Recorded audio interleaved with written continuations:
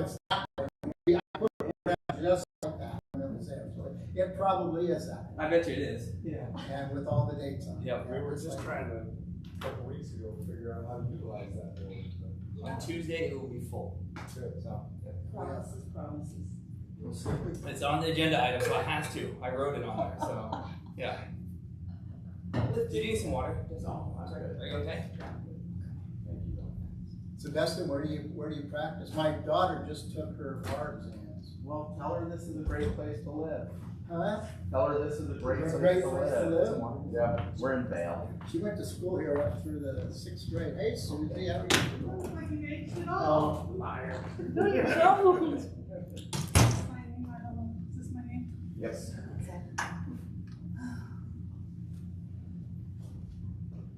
How are you? good. How about you? Good. Now, does Chelsea live here? She works in the prison and lives in Caldwell. Okay. And her wife works over here and they live in Caldwell. Uh-huh. But you're just Caldwell's here. a good place to live. We got a brand new house for $400,000. We just got a pretty Are you serious? Yeah, so. Better than me. I usually buy high and then sell. So, gee, It's got 4 beautiful kids.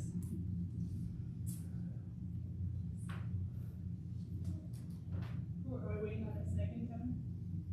I think she's coming, and hopefully Donnie comes. But then, you know Donnie because he was your SRO when I was here, was Donnie the SR? I know Robert Rodriguez, Robert still is. and there was another, I can't remember his name, but I don't think he lives here anymore. I thought Donnie said he was. So I remember Robert talking to you. They were. I don't know how else is different.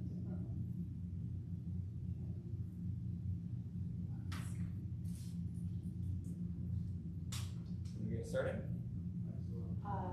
Yeah, might as well, we have a quorum. And then we'll recess. Yep, we are on, ready to go. Okay. I would like to call this special, this work study meeting of the Nissa School Board to order. It is 3 minutes after 6. Do I hear a motion to adopt the agenda? Make a motion to adopt the agenda. Second. It's been moved by Jeremy and seconded by Susie that we adopt the agenda. All those in favor? Motion carries. Okay, business, board goals and district goals. All I would like to say is we got a copy of the district goals. They were written in June of 2021. I looked at the planning process and everything. We didn't really follow through a lot on these. There are 4 district goals. I think we should review them and think about, if we want to change them. I also made up the little list of things that we had talked about at our planning meeting. And I think if you go through the things we had talked about, you can fit them into those district goals as part of, just things we should be thinking about, and goals perhaps to work on just as a thought process. And I'd also like to recommend that you think about having another planning session or that OSBA provides. When we did do these district goals, that was in June of 21. That is 2 years ago. So, it might behoove us to consider doing that. So, anyone have any comments? Okay, I planted the seeds, so you guys better. What are the basic goals, I guess, or do we have copies of that? She gave us one. Of the district? Of the district goals, you should have gotten one at. Okay, I got the other one, I'm not sure I got it. I just didn't know where we're supposed to. Okay. Oh, it was just on the top of my thing. The district goals, I'll read them. First one was, Nissa School District will monitor, evaluate, and continuously improve special programs that encourage, augment, and accelerate student performance, achievement, and educational success according to specific measurable actions. Improve special programs. Yeah, For students. special programs, with specific measurable actions. And that's one of the things I don't think we've done. Because that could include our CTE, our TAG, several of those things. And we really, how to measure that type of. Well, I think part of that would help us measure that is what we discussed last time with bringing the different groups in to talk to us about what they're doing or how they are progressing, what their goals are, what they're doing to achieve those goals. We haven't had any of that. Right. And that would be a great thing to kind of merge the administrative goals, board goals, and staff goals. And to, prioritize our direction. Because we all, I think, are going the same direction. We all want to help our students succeed. And in helping our students succeed, we want to help our staff succeed. So, the second one was, Nissa School District will research, leverage, encourage, and implement use of technology, innovation, and available expertise, inspiring students and staff to thrive in a constantly changing world. And a lot of that was directed at coming out of COVID, and we're struggling with the online process. But there are a lot of other things involved, I think, besides just the digital, virtual world. So that's another area. Comments? Did any of those on the other sheet align with that? Several of them do. So, but that's, then, take a look at that, the other sheet, the things we talked about, and see how you can fit it in here, and your own thoughts too, because we all have different thoughts. That's why there are 7 of us, to have, seven different thoughts to move in a direction. The third one was, the school district will provide developmental opportunities in a safe, welcoming. Hi, Donnie. I don't know, see. It's you.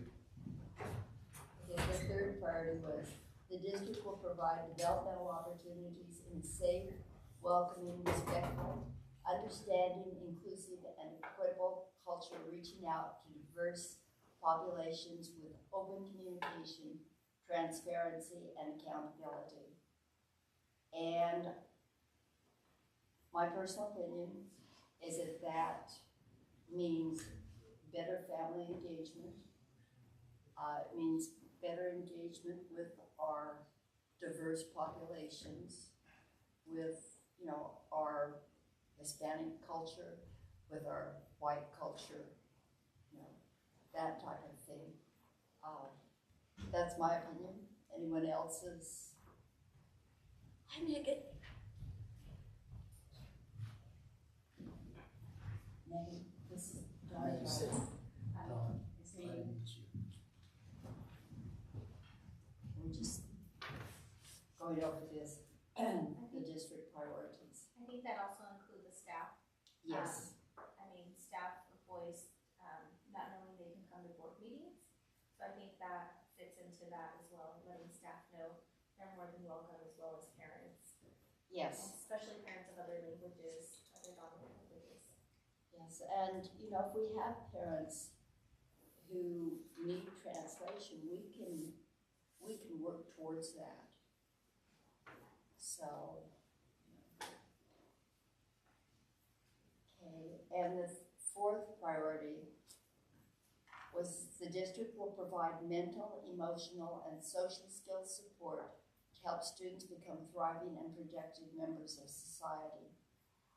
I know that one of the things we did was to bring Baba Delia on. But I think there are more things that we can do. I still think that our students suffer from that year of COVID. At least I've seen it in some of the students that, I have worked with. I've mentored at the Malheur Works program, and you see that in some of those kids, that there's just, Where do you think, Yes. I'm really concerned myself, with some of the drug problems. Like, my husband went in a week to middle school 3 times for kids eating brownies with Prizm. You know what I mean? And there's no more at the elementary drug education or, eating. I think it's really getting to be a problem. And somehow that needs to fit in. Is there like a challenge day or something like that for drug prevention? Well, there used to be There something, and used to there used to be, No, I don't I know. ran into somebody outside of Albertsons, and there's a program called LEAD, Law Enforcement Against Drugs, and they have a phone number. They said that they work with boards, so totally random. I think that would be a good one to add to that. They went to 5 fentanyl calls in this last week. I mean, yeah, and that's scary. Drug abuse awareness. I don't know. Dominique, did you ever teach there? No, I did great. I can't remember that guy that was in Vail that started it. He just retired. What's that? That guy in Vail that retired that used to do it. And I'm not saying that. Who? Randy Yeah. McLean, yeah, his McLean. number. But, no. Well, I don't know. I'm not saying DARE's the only program, but I mean, there's got to be something that we can do to. There's other programs, LEAD being one of them, great, and a little bit more game. Telling kids not to take brownies from their friends. But, yeah, so. Yeah, there's other ones.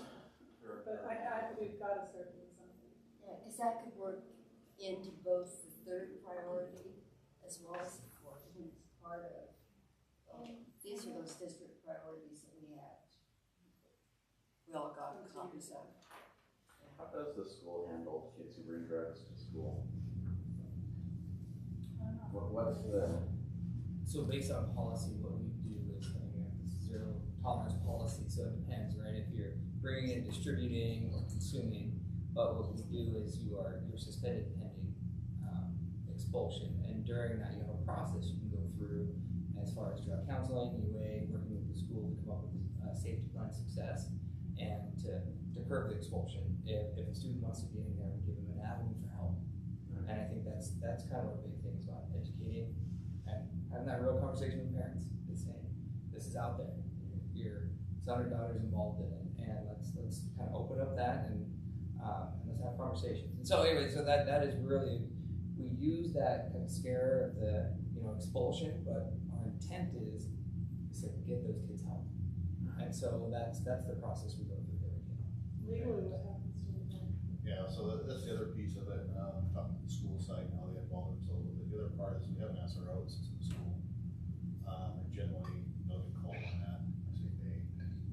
But, we'll get called on it, and then there's a potential of investigation depending on what's going on. Nowadays, obviously, use under a certain amount, like 2 grams in a lot of these cases, is just a violation, longer crime.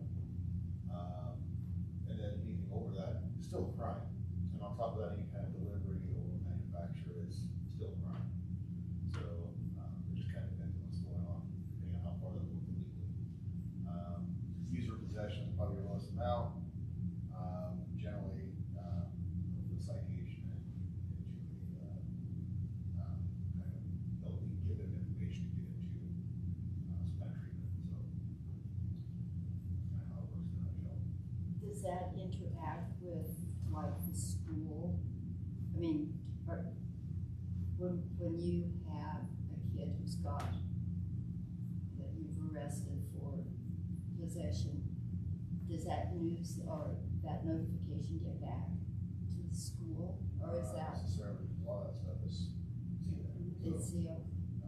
The only time it'll be in the schools that happen in the school. Ah. And it gets reported from Did there. we get those signs that added baby? put up? Yeah. Right.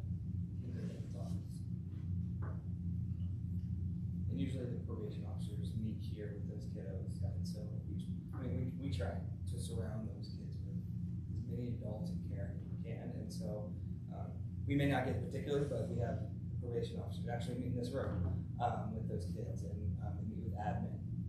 And so just saying, hey, how are these kids doing? And so it really is, I mean, even with all that support and all those things, we're still seeing an issue, and we need to increase our education and awareness. So, I think overall, information still get back to the school, especially for the kiddos. The other piece is your counselors. Like a lot of those folks who still have interacting with those students. And often do. So it's here, and it's knowledge there, but you gotta, some of you just don't have it.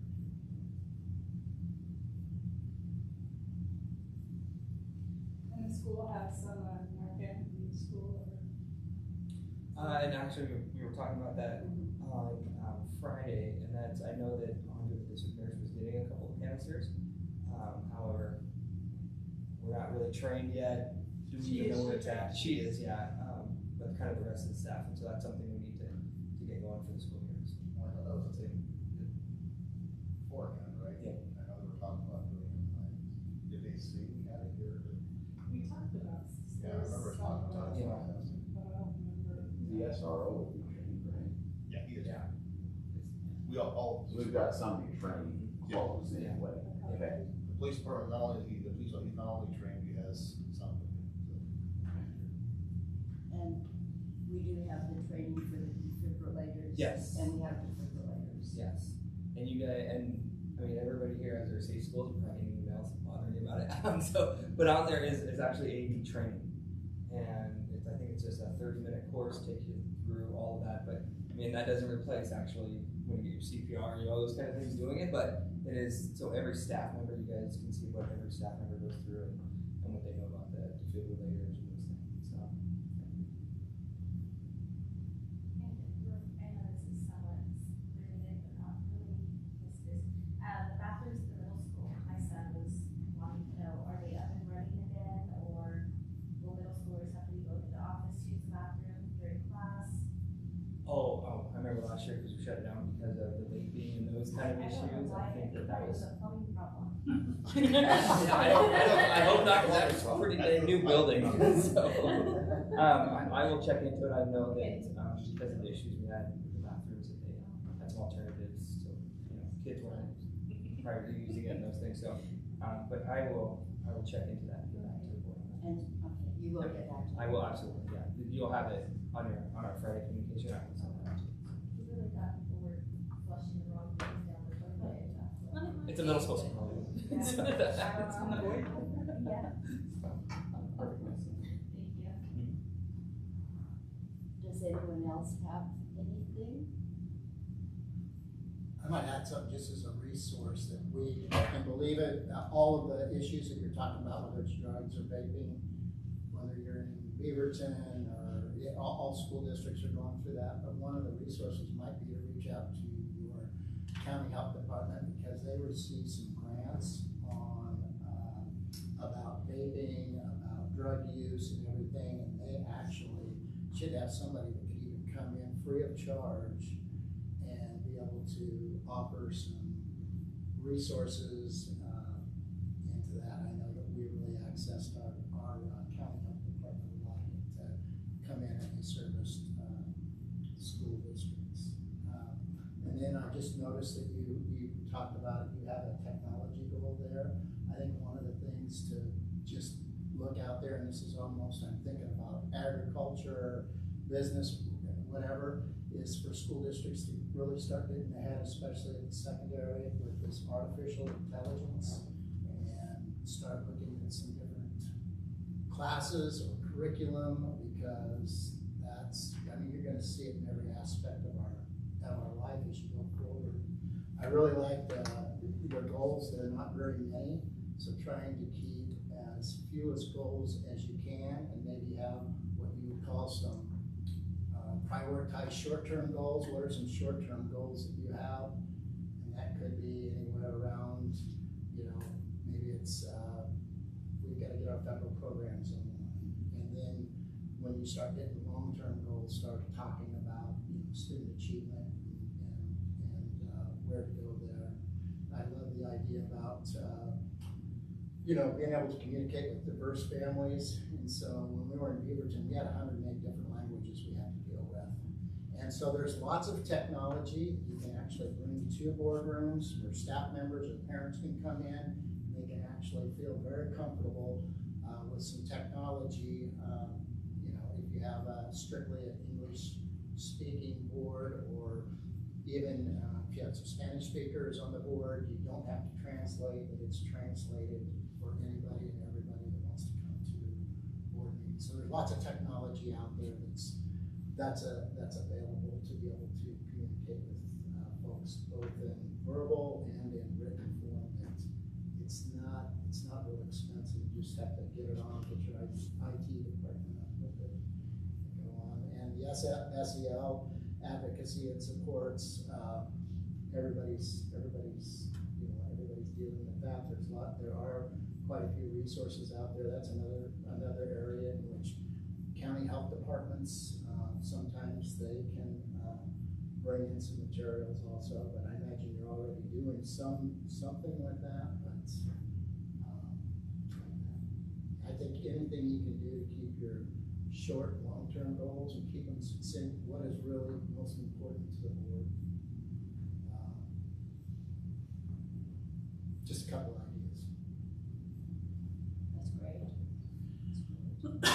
John, you had mentioned early learning at one time. Yeah, I was just having a conversation with Pat, and I said if I could go back in my career and do it over again, and you know, we have an elementary teacher here, so she could probably relate to this. Early childhood education, you're going to get the biggest bang for your buck. Now, you don't get money for those from the state for preschool kids until they get to kindergarten. But if you can run a 100-yard dash race, you line everybody out, but then you're telling your kids of poverty, some of our second language students of color, they've got to line up for the race 20 yards back because maybe they haven't had a quality early childhood education experience. Maybe they don't have parents at home that, you know, that have the ability to give them what they need as far as education, or they're getting up and, you know, a lot of latchkey kids that are going to work to make ends meet. And so the ability to provide preschool for every child, it will change the game. It will change the game. If you can imagine having all your kids kindergarten ready, or most of them, and I don't know what your percentage is right now. Who would you say what your percentage of kids that are actually kindergarten ready? And then it allows the K through 5 teachers to say, hey, if I know my kids are ready for kindergarten, in the first grade, the second grade, third, fourth, fifth grade teachers, they got to up their ante and make sure that they've got to more rigorous curriculum, and it goes right up through. But for me, it's the biggest and best buck you can do in education. But it's an investment that you make that you don't get money for right off the bat. There are some grants out there. There's some early childhood education money coming through some of the regional centers. I'm not sure what regional center you're in, and there's some federal dollars out there that can be put out. Parents love it because, number one, their child's getting educated, but also it helps them with child care. Child care is expensive, and for a lot of these kids, child care is just sitting them down in front of the TV and with, you know, no interaction, no engagement. So, and it's your kids who are not graduating from your high schools. It's your kids that are not meeting the 3rd grade benchmark. Those are your kids who are. So how do we begin to structure something like that? Is there a group or somebody that we can reach out to that can help us to do that? Or is that something that we figure out what works for our what's the best way to go about? That's starting? great, that's great. Just, I think first sitting down with somebody, I mean, I can help you with that. My wife is, that's what she does. In fact, you have some LEAD programs that are through the ESD that are state-of-the-art programs, and I believe NISA is supposed to get one, and it's out of the University of Denver, and they are state-of-the-art programs. When these kids go through this preschool, when they come out the other end, they're gonna be ready to go. But I think something as a school district you have to consider, do you have infrastructure for it? I don't know, do you have any open classrooms? Yeah, mind if I step in Yep, go just ahead. really quick? So, so we've been engaged with ESD. We have an ESD person, just for our preschool kind of partnerships when we started, right? We've grown our preschool from 0 to now we have 3 classrooms, right? We've even talked about a new preschool center, but I think Ron said it really well. I mean, the infrastructure, so we're engaging right now, like how do we get a preschool kind of a CTE to get certificates, especially if we look at going to college, it's something we can do. We started the conversation, I think, having as a board, that's one of your priorities, we need to do that. No, like it's a lot of work, but it's investment, we're gonna see that, the ROI on that, return on investment when they get into kindergarten. So the answer is, we're slowly gearing that up. There's a lot of resources we're already connected to. It's just, if we wanna commit to that, and again, it's your guys' board thing, but we want at least another 50 slots or whatever it is, then we can start that process. But it's worth it, I'm telling you. So. And you said preschool, you said there's 3 classrooms of preschool right now? Yeah, so we have the migrant preschool classroom, and then we have 2 other preschools down in the Cindy runs. And so there's a large gap in there at year 4, right? So 0 to 3, we have really connected. And then one of the migrant classrooms actually does our 4-year-old, and that's a priority for them. But we really, for the general kind of public, we don't have anything right now, and that's something that space, teachers, training. There's a lot of those issues that we need to address. And that's something that Cindy Thompson has even talked to us about, is that when those kids come in, it would be nice if they could come in a little better prepared. What I can tell you, if you get it up and running, you will be heroes in your community. But don't you have to be a migrant or low income to be involved in that? And for both of those are the priority for service on them. Remember, Yeah. my kids could never go, so you have to be migrant or low income to qualify. And we get so many kind of slots, I guess, given to the state to help from Head Start and those things for those students, the low income and that. And so that's what's really funding it right now.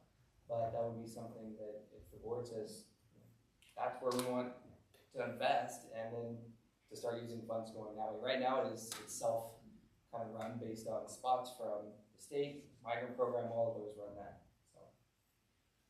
I guess, Superintendent Hawkins, do you know how big your classes are? Like how big your kindergarten class, your first grade class? So we average about 100. About 100. So 5 teachers. Yeah. So that's a pretty high percentage of each age group, isn't it? Total kids that would come into kindergarten. No, because if you think about it, so we do have a LEAD classroom that is that the ESD runs over there. It is for students with special needs and that, and you have kind of your mentor student, or students that go in there. 2 of my daughters have actually gone through that, being the role model student.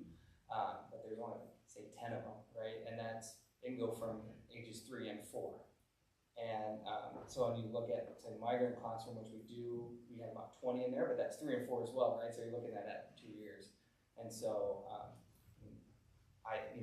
less than 15%, I would imagine. But again, I can get all those numbers and stuff for the board and just be able to report and tell them, here's where we're at, here's how we're serving that. Because as you know, we have a teacher coming in, and there's no childcare, there's no preschool for my student or for my kids, and that's a huge gap here.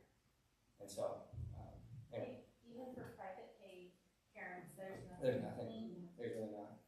You will make a huge difference. One thing to remember though, there are preschool standards, so it's not like you cannot stick 20 preschoolers in the classroom. There are actual standards to how many students you have to have, and teacher per student as well as aide per student. But it's really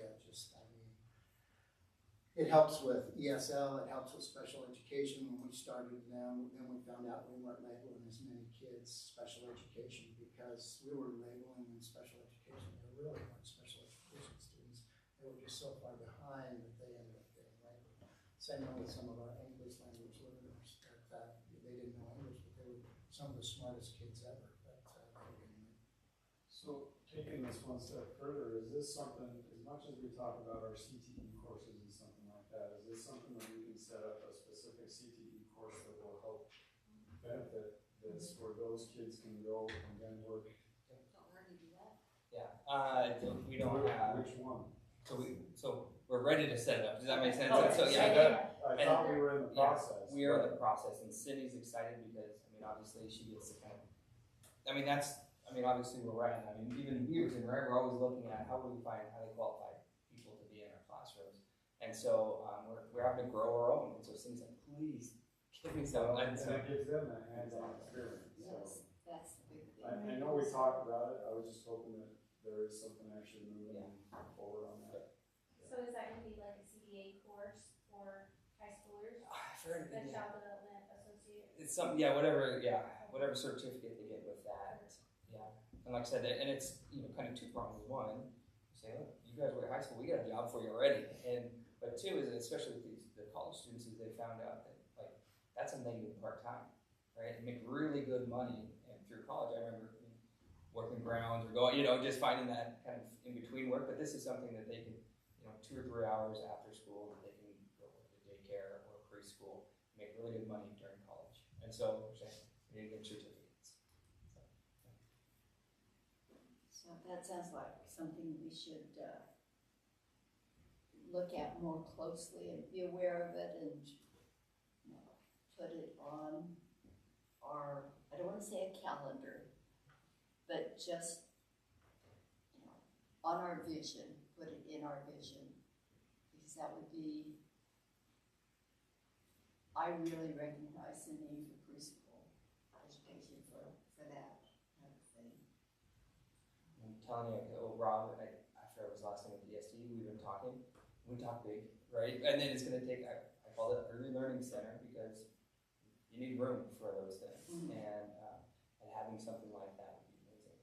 If you guys ever seen the early learning center, I know you have, right? It's fun, everything's this low. The whole building is set up just for that. And it is to really serve those kiddos. Ideally, and that's why I asked about your infrastructure, ideally, the best place for it is right in your elementary school, because those kids, they know the routines when it comes time for the start of school, you're not taking 3 or 4 days to run routines and stuff, and they're there. And after you get it in there, your K-1, 2 teachers, they'll never let it go, because they see the benefit, they see how these kids come to you.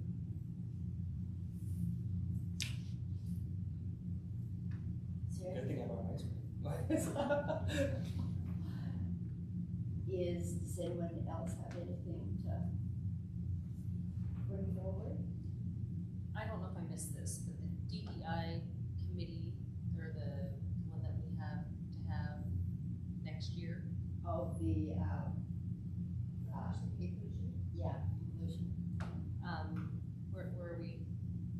We need, that will work into one of these prior, number 3. Okay. And we really need to do that because we are required. And I will make you our subcommittee on that.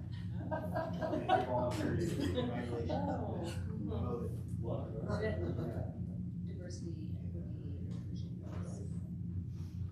Don't worry, I'm gonna have subcommittees for everybody. I guess if I got mine out of the way. Yeah. Oh, there'll be probably more than one. So, but Hopefully not a calendar committee. We're done with that. Yeah. So I'm sorry. Hey, put me on that one. Yeah, that's why I said it, to make sure the cameras get I'll take care of it. So is there anything else to discuss? Then we will recess into our ice cream bar session and our meet and greet. Okay? Okay, so Don, you know, everybody, I do now, That's all correct.